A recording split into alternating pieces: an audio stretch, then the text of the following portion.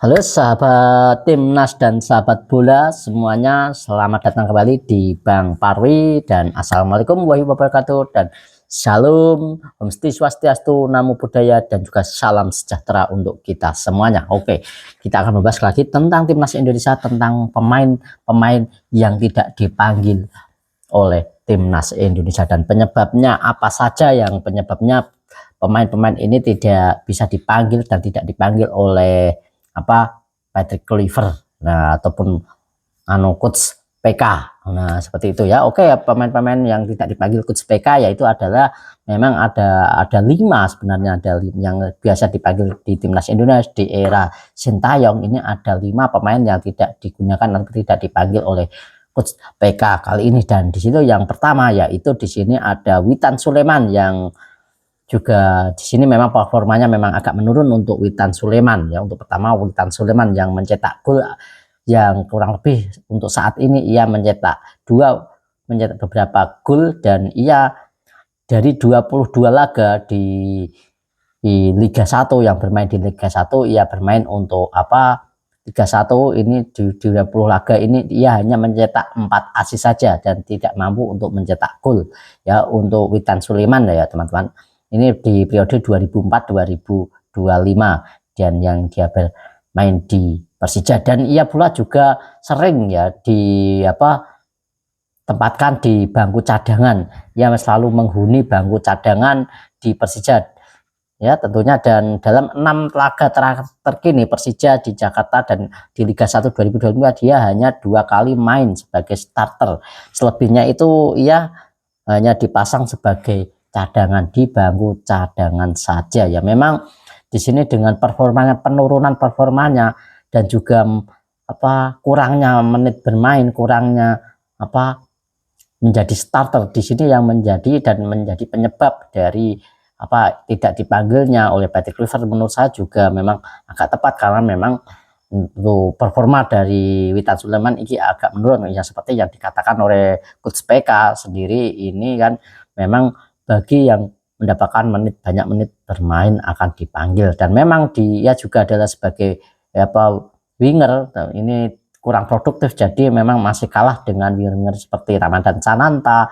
Dia juga kalah dengan pemain terbaru kita yaitu pemain terbaru kita dari Dewa United itu kalah dengan itu. Jadi wajar kalau ia memang tersingkir tidak dipanggil oleh PK. Nah oke, jadi seperti itu. Dan selanjutnya yang kedua yaitu ada Yakob Sayuri. Untuk Yakob Sayuri yang berasal dari Malut United ya, dari Malut United ini juga Yakob Sayuri juga sering tampil juga bersama timnas Indonesia, kadang-kadang dipanggil oleh coach Sintayong juga, dan ya selalu dipasang oleh coach Sintayong. Untuk Yakob Sayuri ini ya tampil bersama Malut United pada musim ini ada 21 laga 2024. Pemain PSMS yang dulu adalah pemain PMSS Makassar ini mengemas 6 gol dan 6 assist bersama Malut United, dan ia juga memang kurang produktif untuk saat ini, dan itu juga kemungkinan besar yang menjadikan dia tidak dipanggil, karena memang catatan yang masuk kategori impresif dan memang beberapa ya sebagai fullback kanan, dan memang dia fullback kanan karena memang ya tidak dipanggilnya Yakob Sayuri untuk dipanggilnya Yakob Sayuri sendiri ini adalah karena menumpuknya pemain belakang kita yang lebih berkualitas, dan karena memang untuk pesaingnya juga sangat berat di sini ya, sangat berat. Dan di sini untuk bek kanan di sini ada sangat berat ya, terdapat ada Sandy Walsh, ada Kevin Dix, dan juga di area winger kanan ada Egy Maulana Fikri, dan juga ada Lionel Rangers, dan juga ada Ole Romeni. Jadi ini agak sulit untuk masuk ke kedalaman di skuad timnas Indonesia. Itu penyebabnya memang tekanan ataupun memang pesaingnya ini juga memang cukup berat. Jadi memang terpaksa memang Patrick Kluivert ini harus memilih, karena memang harus memilih dan harus memang benar-benar menentukan, dan memang harus ada yang dikorban juga.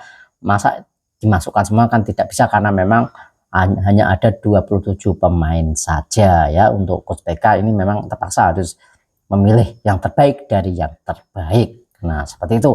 Kemudian yang ketiga yaitu adalah Asnawi Mangkualam yang ia sebagai kapten timnas Indonesia di era Sintayong, yang sekarang ia bermain di Port United ya, bermain dengan bersama Port United di musim ini. Namun catatan belum cukup menarik coach PK ya untuk tahun ini, karena memang lagi-lagi juga di lini belakang ini cukup banyak dan pesaingnya cukup berat. Jadi memang terpaksa juga untuk Asnawi Mangkualam tersisih, dan ini agak mengganjalkan juga. Tapi memang saya pikir memang karena memang lini belakang juga sudah cukup banyak, dan saya total itu ada 10 pemain kalau tidak salah ya, 10 ataupun 9 pemain ya untuk di lini belakang timnas Indonesia saat ini yang bermain di back ya, dan sebab di area wingback full kanan ini timnas Indonesia sudah ada pemain-pemain yang berkualitas ya, pemain-pemain yang top, bisa dibilang top. Di sana juga ada Kevin Dix, kita tahu sendiri performa Kevin Dix ya di sini yang bermain di Copenhagen, ia bermain reguler di Copenhagen. Nah ini kan apalagi memang dari segi skill juga memang bagus dari Kevin Dix ya, bukannya Asnawi Mangkualam tidak baik, ia juga baik, tapi memang kalah saing di fullback sendiri, ini kalah saing tentunya. Dan juga ada Sandy Wells, karena Sandy Wells ini ya juga bisa bermain di berbagai posisi untuk Sandy Wells, dan dia juga sedang bersinar, selalu mendapatkan menit bermain, selalu mendapatkan tempat di Yokohama Marinos di klub barunya di Liga Jepang, di Liga 1 Jepang tentunya. Dan ini yang membuat Sandy Wells menjadi daya tarik oleh Patrick Kluivert, yang menjadi daya tarik coach PK ya. Dan sebelumnya kapten timnas Indonesia era Sintayong ini juga memang sering dipanggil saat timnas Indonesia saat menghadapi Arab kemarin, dan juga menghadapi Jepang pada November 2024 kemarin. Memang ini akhir kiprah dari Asnawi Mangkualam bersama timnas Indonesia ya, tapi tidak menutup kemungkinan di nanti yang akan datang bisa saja dipanggil kembali kalau memang performanya akan tampil membaik lagi, dan memang pesaing-pesaingnya, asal ia juga tidak hanya bisa bermain di satu posisi saja, itu kemungkinan besar bisa dipanggil oleh coach PK tentunya ya. Dan kemudian di yang selanjutnya di sini ada pemain yaitu adalah Yance Sayuri. Nah ini yang memang di Yance Sayuri ini yang juga bisa bermain di flank depan ya, makanya biasa bermain flank depan. Dan ini ya menurut saya, ini saya tidak protes ataupun tidak ya, jangan ini kita hanya berdiskusi ya. Untuk Yance Sayuri ini sendiri, ada Yance Sayuri ini juga pemain yang baik tentunya, tapi memang performanya juga memang belum begitu menunjukkan taring ya, walaupun kemarin juga di klubnya juga cukup bagus ya. Tapi Yance Sayuri ini menurut saya juga, kalau saya bisa ya untuk dimasukkan, tapi sayang sekali di sini untuk coach Patrick Kluivert ini lebih memilih yaitu adalah Hoki Caraka yang dimasukkan. Menurut saya ini memang untuk Hoki Caraka ya, kalau Hoki Caraka ini menurut saya kurang begitu pas ya kalau di senior. Tapi mungkin coach PK punya penilaian yang lain, itu yang tahu hanya coach PK dan di tim kepelatihan tentunya. Ini kan menurut kita ya, jadi memang dari Hoki Caraka dan juga Yance ini akan kalau dibandingkan ini memang lebih baik Yance maksud saya ya, terkadang jadi itu.